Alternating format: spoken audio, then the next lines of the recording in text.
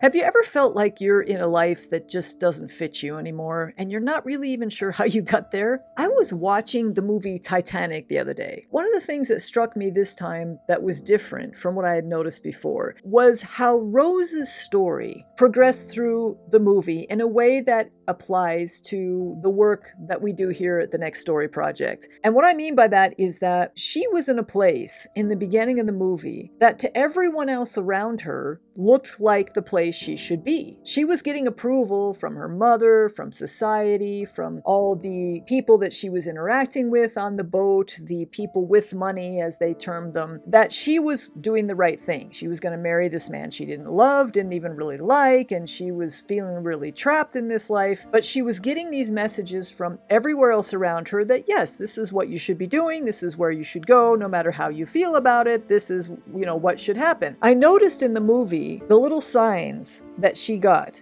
that this life wasn't right for her. And for a long time, she didn't have the courage to listen to those signs. And I think that we end up feeling the same way oftentimes in our lives. We're getting signals all around us that what we're doing is right and what we're doing is fine and it's acceptable and it's approved of by everybody that we happen to come into contact with. But we're getting these little tiny messages inside ourselves that are saying, this isn't it. You need to break out of this. This isn't right. But yet it is hard for us to listen to those messages because of this overwhelming, approval and okayness from the outside world. So I want to talk about that in this video as far as how the story of Rose and Titanic illustrates this and what she finally did to break out of this that we can take as a clue for what we need to do as well that will help us finally build a life that feels right for us.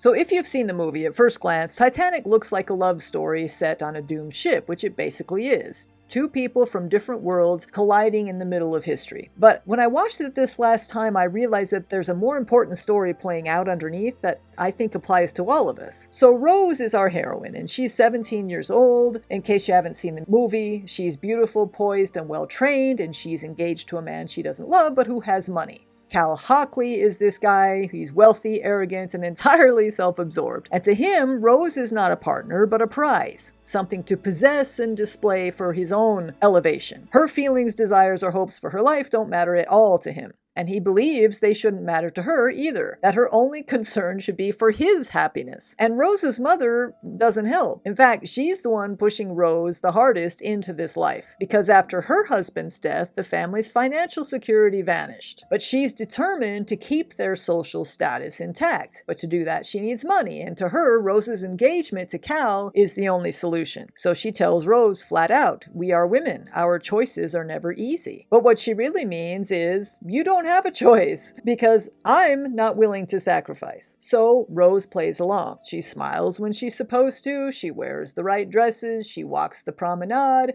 She behaves as she's been trained, and she attends all the dinners. And from the outside, she looks like the perfect example of the perfect young engaged woman. But inside, of course, she's collapsing. And soon the whole thing just becomes too much for her. One night, she walks to the edge of the ship in this key scene, if you remember it, and she looks down into the water as they're going, and she doesn't really want to die. That's not the thing, but she sees no other choice because she can't breathe in this life that she's expected to live. And at that point, dying seems preferable to her and perhaps the only escape that she can see, the only way to freedom. And that scene is where Jack finds her, of course. So Jack, again, if you haven't seen the movie, if you have, just hanging with me here a little bit, Jack is the third-class artist who won his tickets on the Titanic through a card game. He's brash, curious, and very alive, and he sees the world not as a prison of expectations, but as something to be tasted and explored. He convinces Rose that night to come down from the railing and not to jump. And later on, as the movie goes on, he helps Rose see herself through his eyes, not as Cal's possession or her mother's investment, but as someone wholly unto herself, someone who's wild and vibrant and free. And while she's with Jack, she dances and laughs, and she spits like a man off the back of the boat, and she starts to remember who she really is, or who she could be if she was allowed proud to be. But then the voices around her close in again. Her mother scolds her for her misbehavior, and Cal tightens his grip, and the world around her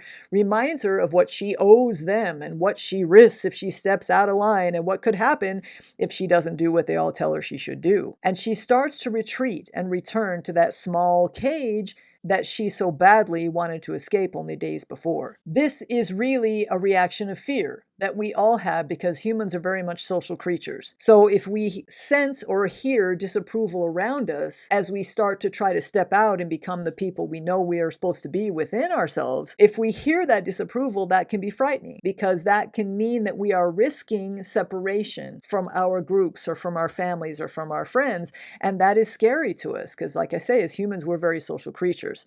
So this is how Rose reacts. She retreats back into that cage out of fear because everyone around her, except for Jack, is saying this is how you are supposed to behave. There's a moment where Jack tries to reach her. He grabs her and pulls her aside and says, "Rose, you're gonna die if you don't break free. That fire inside you, it's gonna go out." And Rose knows that he speaks the truth, but still she breaks away from him and she plans to go through with the engagement. And that's the moment where we have to pause, because if you've ever felt like your life is a cage or like something inside you is burning down to embers, your fire's going out while you keep doing what's expected of you, then you already understand exactly what this character Rose was going through. Maybe you haven't stood on the edge of the ship, hopefully, but maybe you've stood in the middle of your own life and thought, what am I doing here? This doesn't feel like me. Maybe a part of you is screaming to get out, or to live differently, or to listen to something truer inside of you than what everyone else keeps telling you. It could be that you're afraid, because walking away from what's expected of us can always feel frightening. And so you might be, like Rose, starting to convince yourself that maybe the cage isn't so bad, you can manage it. Maybe safety is more important than authenticity. But here's the thing, that fire inside you, it doesn't go out all at once. It dies slowly. And the longer that you ignore it, the dimmer it gets. So why do so many people silence themselves this way? Why do we turn away from the one thing that could make our lives feel worth living again? Well, let's talk about that, because there are real reasons for it. And once you understand why this happens, it starts to make sense. Not just what Rose is doing in the movie, but what you might be doing too. Because there's a reason that we don't just throw the door open and walk out of the cage. There's a reason people stay inside their own cages for years, even when something inside is begging them to escape. So why do we do this? Why do we stay in these lives that feel like they're slowly shutting down around us, or that just don't have that spark anymore? There are real reasons for it, and they've been studied by researchers. One of the strongest predictors of a meaningful life is how much you trust your inner sense of direction. What researchers found is that how meaningful your life is at the end of your life often depends on how much you trust your own intuition, your own sense of direction. So this isn't about whether you got it right, but how often you were willing to listen when something inside of you said, this matters, or we should go this direction. In a 2023 study, researchers found that people who rely on their intuition and feel confident doing so report a stronger sense of purpose and fewer symptoms of anxiety and depression. Not because life magically got easier, but because their choices felt more aligned with what their inner selves wanted to do. But that's not what most of us were taught to do, right? We were taught to be rational, practical, follow the standard line, do what we were told, all that. So when that quiet voice inside us says something's off, we often don't follow it. We just override it or try to hush it up. And that override, unfortunately, often becomes a habit. There's another pattern that shows up when people look back on the lives they've lived, and you've probably heard this somewhere because this research was widely talked about. The results showed that it isn't the failures that haunt people, but the things that we couldn't bring ourselves to try. Psychologists found that when people name their deepest regrets, they often mention the job they didn't pursue, the conversation they avoided, the life they felt pulled toward but decided was too risky for them, so they stayed on the safe path. Those regrets tend to last longer and cut deeper, not because the opportunity that they missed was so extraordinary necessarily, but because they knew their inner selves had told them to go another direction, but they just didn't listen. This is why not listening to the inner voice is such a big deal, because we can end up living a life that we were never meant to live, or one that stifles us or suffocates us, or at the very least fails to allow us to reach our full potential as human beings. So that's where we left Rose in the story. After listening to her mother and to her fiance and to her society, she chooses to ignore herself and to make the decision that will cause the least disruption to those around her, the one that won't disappoint her mother and the one that won't upend her entire life. And from the outside, it looks like she's come to her senses. But from the inside, we can see what's happening in the dull look in her eyes. She's sealing herself back into that cage, into that life that's never going to feel like hers, and she's twisting the lock closed. So how do we change this? How does someone go from obeying every rule to running back toward the part of themselves they were told to ignore? Because in the movie, Rose does turn around.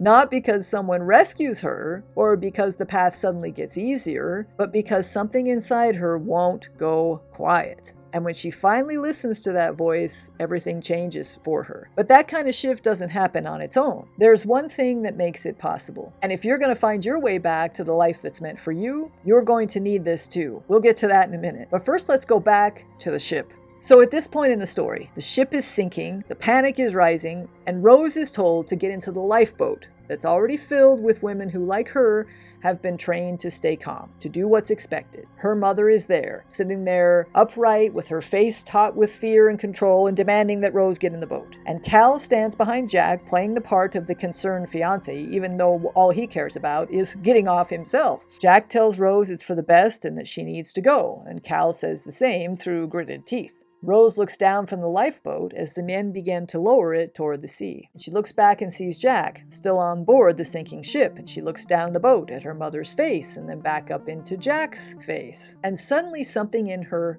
clears. She doesn't think, she feels the moment in her body, how everything in her is telling her not to go down with that boat with her mother, and telling her not to leave Jack and her true self behind. Because in a very big way in this movie, Jack stands for that true part of herself. It wasn't just about Rose loving Jack. It was like Jack was a symbol of who she really wanted to be. And if she left him behind, she would be leaving herself behind. So this is the moment while she's on that boat, whether she disappears into everything that's expected of her or she finally breaks free. And of course, if you watch the movie, she chooses, and in a sudden rush, she climbs out of the lifeboat and jumps back onto the ship. So she wasn't jumping back into safety here, right? If you remember, this did not feel like a safe move because the Titanic was going down. The Titanic is sinking, and she jumped from a lifeboat, which meant safety and a future, onto a sinking ship, which meant most likely that she'd be going down. So this was not the safe choice here. And I think that's important to notice because oftentimes when we're asked to make a shift in our own lives,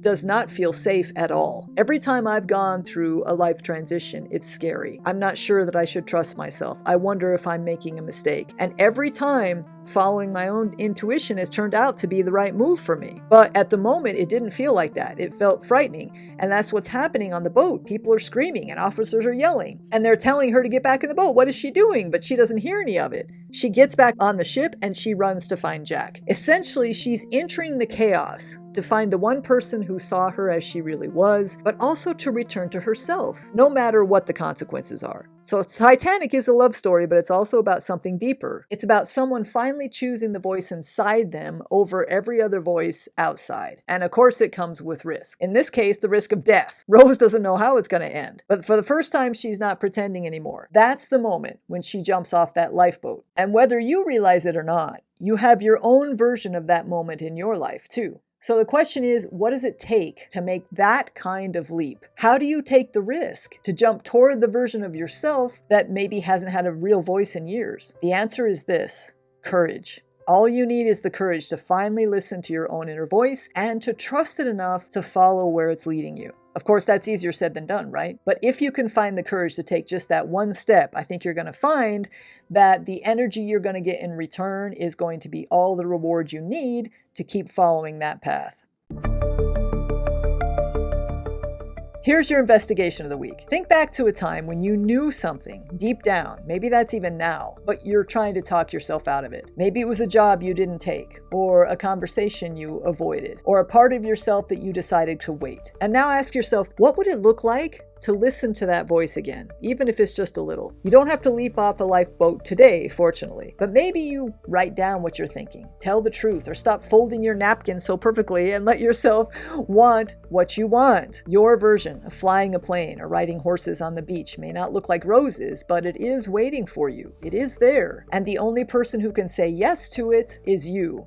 If this video spoke to you and you'd like some help recognizing those quiet inner signals before they fade, grab your free copy of my Signals Journal. It shows you 7 signals your life is asking for a change, and it can help you get started listening to your intuition more carefully. And if you're still wondering what that voice inside you is really trying to say, the next video on the end screen might help you hear it more clearly. Thanks for watching, and I hope to see you there.